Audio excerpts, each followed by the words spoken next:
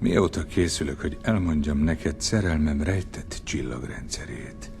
Egy képben csak talán, s csupán a lényeget. De nyüzsgős, áradó vagy bennem, mint a lét, és néha meg oly biztos és örök, mint kőben a megkövesült csigaház. A holdtól cirmos éj mozdul fejem fölött, s zizzenve röppenő kis álmokat vadász. És még mindig nem tudom elmondani neked, mit is jelent az nékem, hogyha dolgozom, óvó tekinteted érzem kezem felett.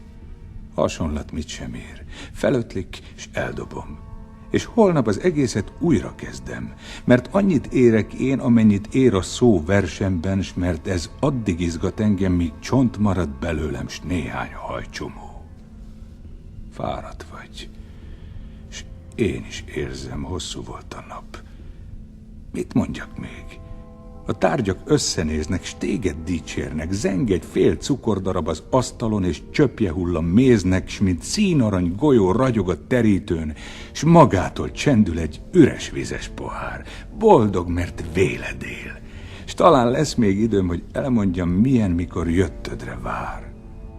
Az álom hullongó sötétje megérint, elszáll, majd visszatér a homlokodra.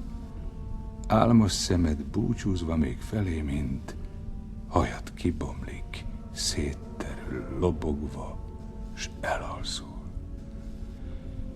Pillád hosszú árnya lebben, kezed párnámra hull, elalvó nyírfaág, de benned alszom én is, nem vagy más világ, s idáig hallom én, hogy változik a sok rejtelmes, vékony, bölcs vonal, hűs tenyere.